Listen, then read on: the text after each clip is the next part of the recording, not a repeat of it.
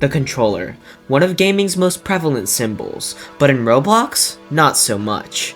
Out of the 85 million daily users the platform gets, only a slim margin of 2% of these players use a controller, and with Roblox obbies, that's a very similar story. With your camera being forced to move like this, doing even the simplest jumps can become a task in and of itself.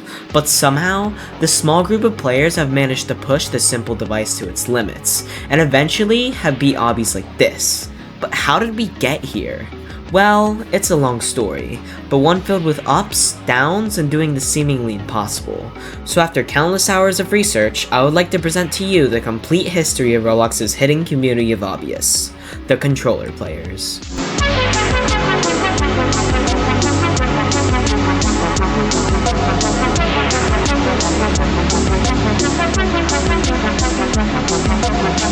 But before we start the video, please consider subscribing to the channel, as we are trying to hit 20,000 subscribers before the end of the year. I know it's just the click of a button, but it goes a long way. Thanks!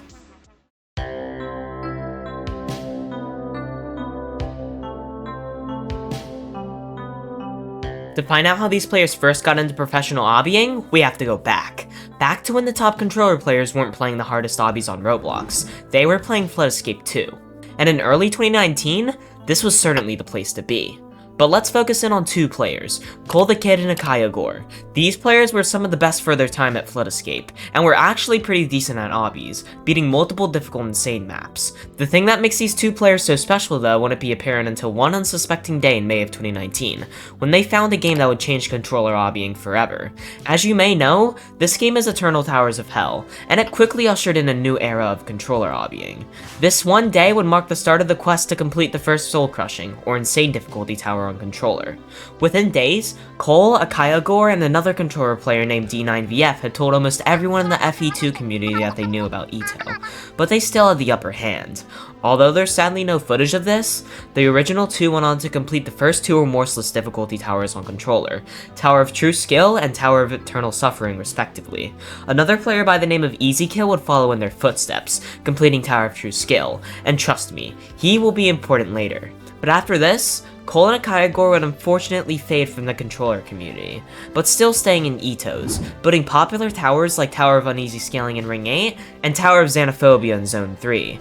As we move on into 2020, there is hope, with people making progress in insane difficulty towers like Tower of Thinning Layers and Thanos Tower, but nobody would be able to complete something that difficult yet.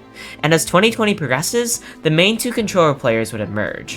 One you already know, D9VF, which is one of the first to seriously play Ito on controller, and the second, BXATABLX, which we'll just call BX for the sake of simplicity. These were the main two players with the potential to break this barrier, with D9VF grinding TOTL at the personal best of floor 7, and BX grinding Thanos Tower with the personal best of 8.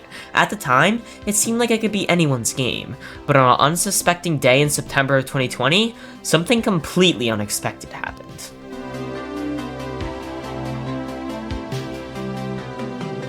To everyone's surprise, a completely unknown player by the name of I'm Too Lazy had just made history by completing the first Soulcrushing tower on controller, and they were by no means finished yet.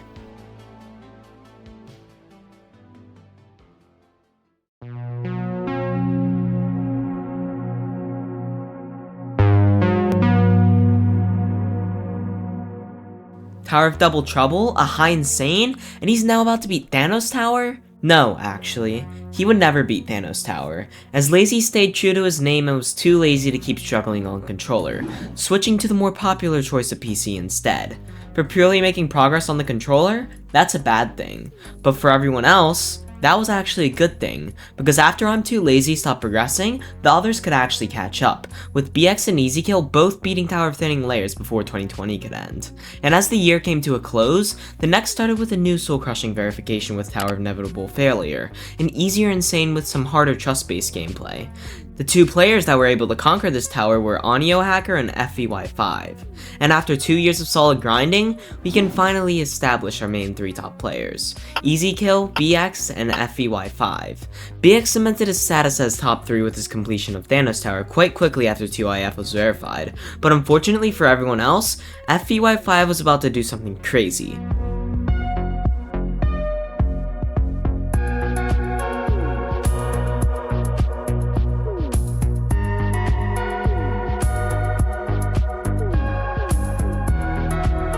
by the end of it, he had made it to floor 8 of a terrifying tower, 2 entire difficulties above what the human limit was just a couple months ago.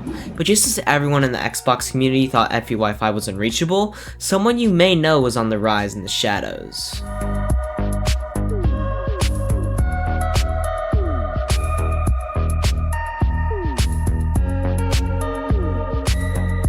Within a matter of mere months, 3 new towers were verified on controller by EasyKill, this time being leagues more difficult than anything else at the time. These weren't insane towers anymore, they were terrifying difficulty, 2 points above insane on the difficulty chart. It was now apparent that this community was approaching a difficulty that was once believed to be impossible on a controller, catastrophic. Unfortunately though, EasyKill had managed to build his skill up to a level that was almost impossible to reach, meaning he was almost certainly the only player capable of verifying a catastrophic at the time. So after beating one more terrifying, Easy began his attempt at verifying the Tower of Generation failure at the start of 2022. But it wasn't looking good for him, because with the odd camera movement of a controller, jumps like this forced us to get on floor 6 slowly became near impossible for anyone in the community to complete. EasyKill wouldn't let that stop him though, and on February 11th of 2022, he was about to make history. This wind pad kick is still one of the worst fails in controller history, and the reason why is because EasyKill didn't even use any skips. He was kicked due to a bug. Obviously, this was devastating to everyone in the controller community, and the possibility of ever verifying a catastrophic began to fade in players' minds.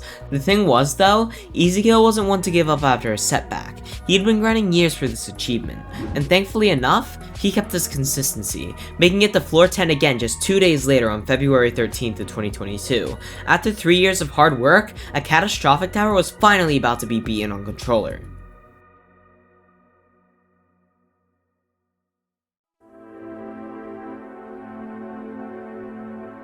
And then, silence. EasyKill was satisfied, soon becoming inactive as a whole.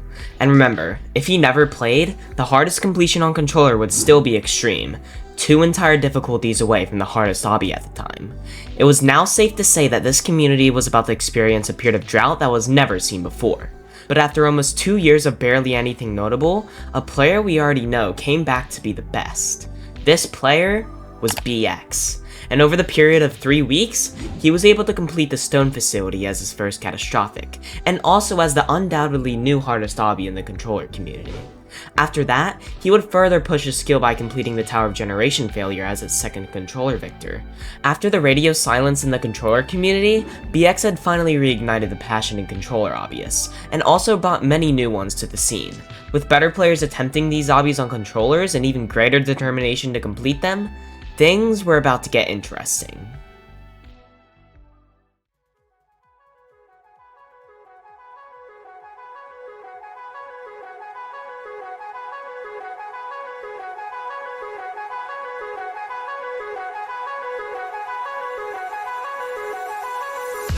The community was finally revived, and after 2 years, 2 brand new top 1s were verified on controller by players Somatic and Orange 8. Just like Ko and Kygor with the FE2 players, these two were pioneers for the community, leading to multiple inspired control players that would go on to push the skill roof even further. Tower of Raging Tempest, a mid-high catastrophic tower, was soon verified by a player named T-Boy Oliver, but it wasn't more difficult than TOVS. For this, an up-and-coming controller player by the name of Delzaboy56 decided he would be the one to complete this task by verifying the Tower of Shunning Excursion. Little did he know though, he was about to experience a grind of over 350 hours, starting with stream 1, all the way to stream 128 almost a year later. He never gave up, and that eventually paid off. Delzaboy would finally touch the wind pad of the Tower of Shunning Excursion, at last verifying a new top 1. So yeah, it's definitely safe to say the controller community won't see another harder obby than this beaten for a while. For only 12 days, TOSC stood as the top tower on the controller list. Behind everyone's back, a player named Zplexy had been grinding the Tower of Elongated Runs, a tower just slightly harder than TOSC, making steady progress, and by August 21st, He had already completed it, astounding almost every controller obvious with his 99-hour grind.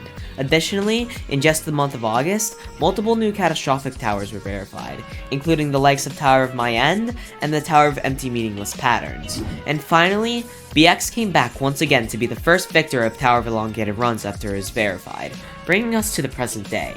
So with all of this, it begs the question, what could be next?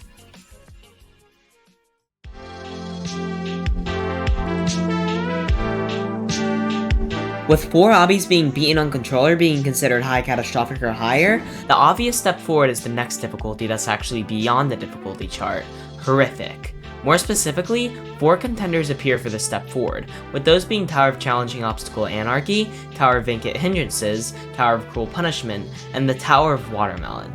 But let's go further in depth.